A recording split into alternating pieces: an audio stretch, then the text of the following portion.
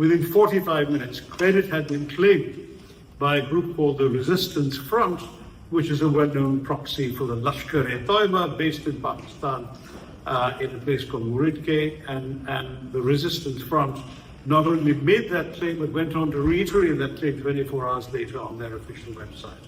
So there is no doubt the Resistance Front is a group we had been complaining about to the UN Terrorism Committee in 2023 and 2024, so it's not exactly an unknown entity. So that was another major reason.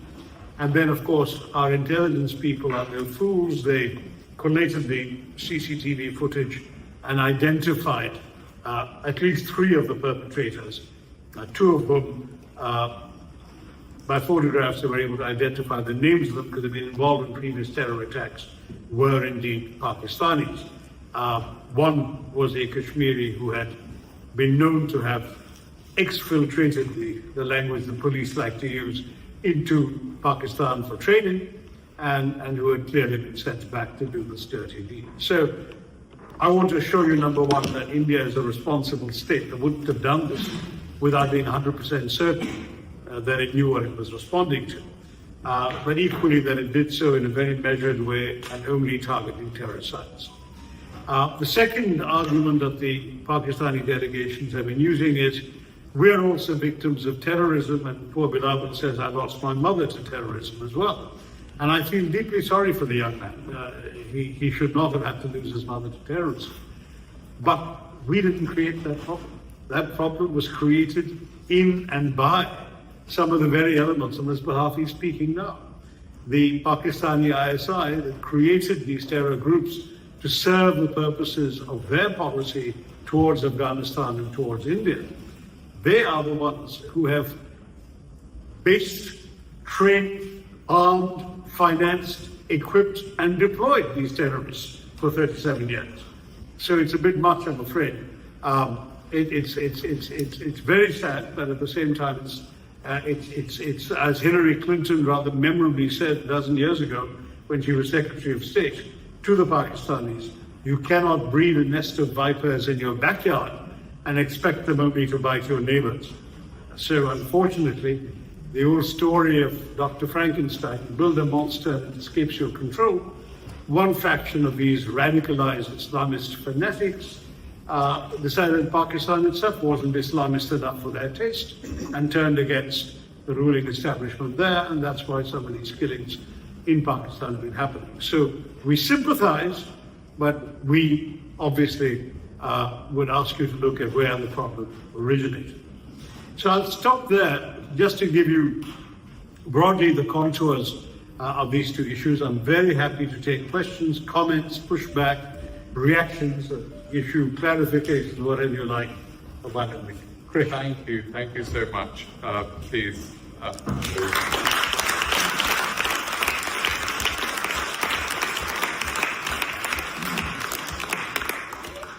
What we'll do, if we may, is hear from the audience. We've only got 50 minutes or so together before the next engagement that Dr. Tharoor has.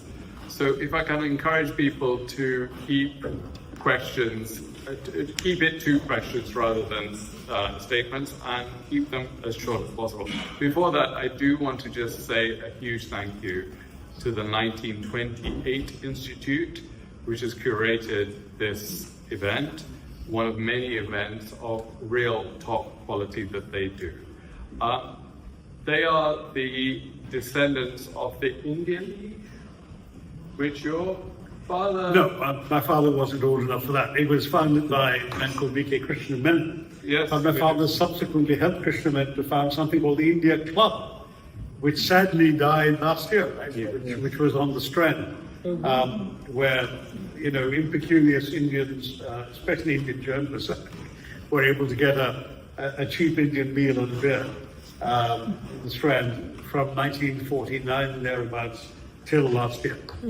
And it's been taken up for redevelopment now. We know. We were there on the last night. So there you go. So a huge thank you to 1928.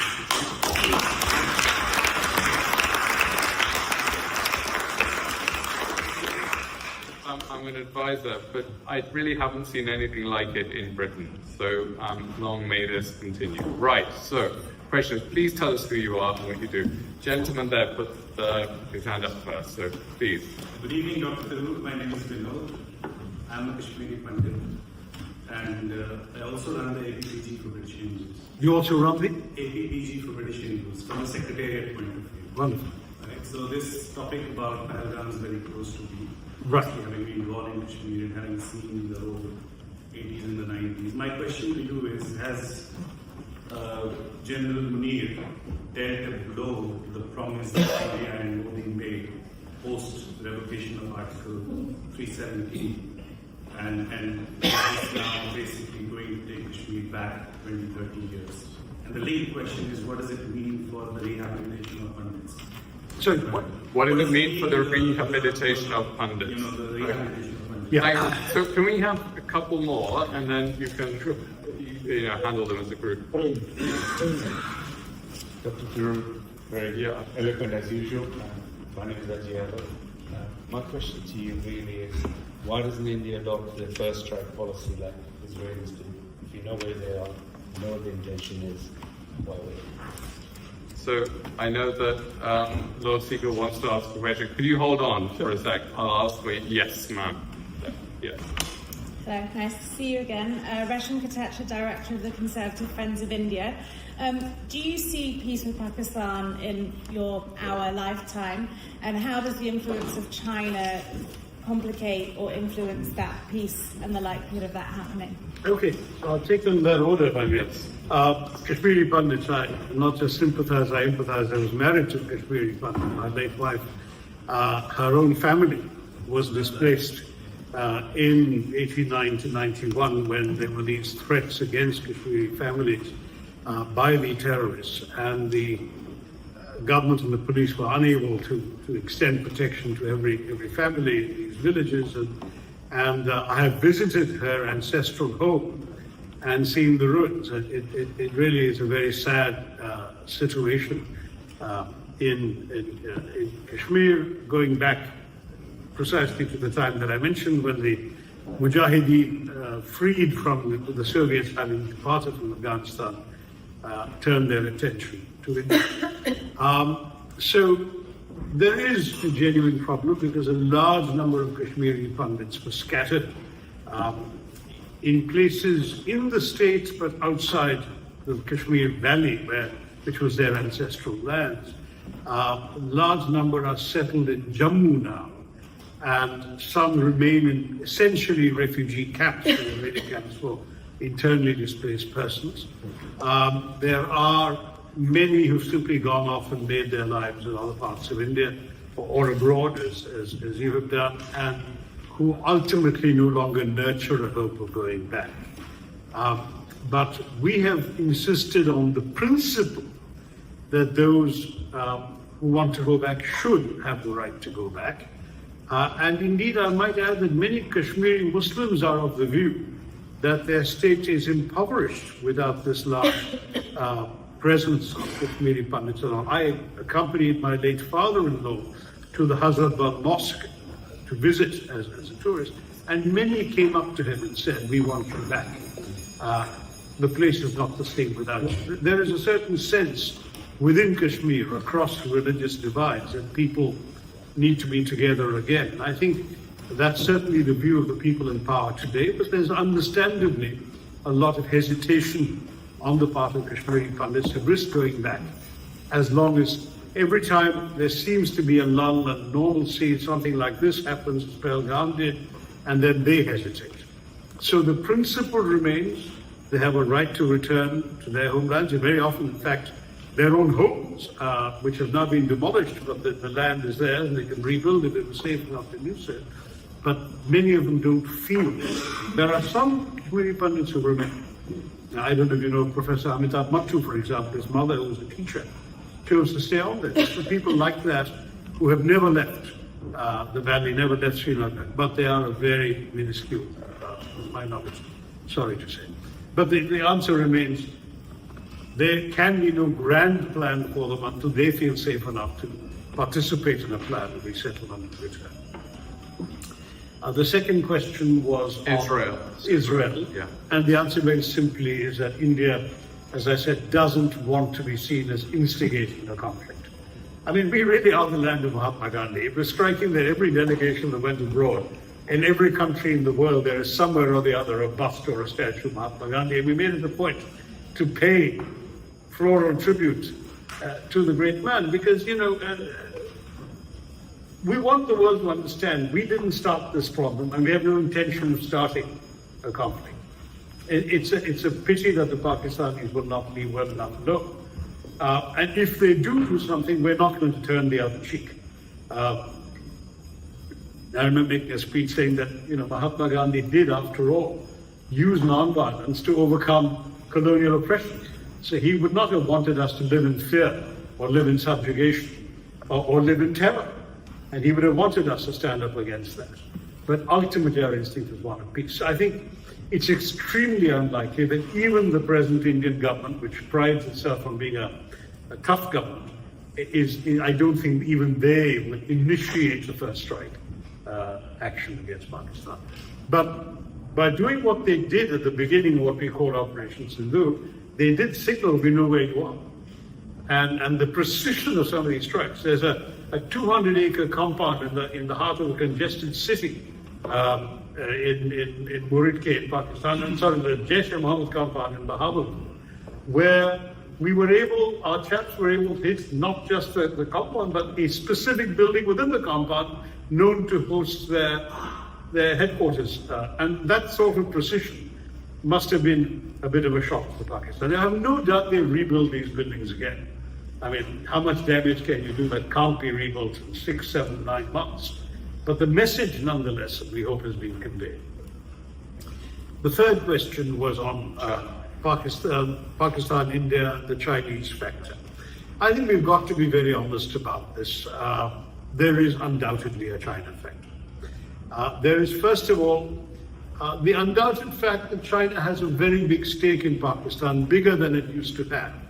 And that's because the single largest project in their Belt and Road Initiative worldwide is the China-Pakistan Economic Corridor that runs through territory we still claim Pakistani-occupied Kashmir, all the way down to Gwadar and Baluchistan, to the port of the southwest part of Pakistan.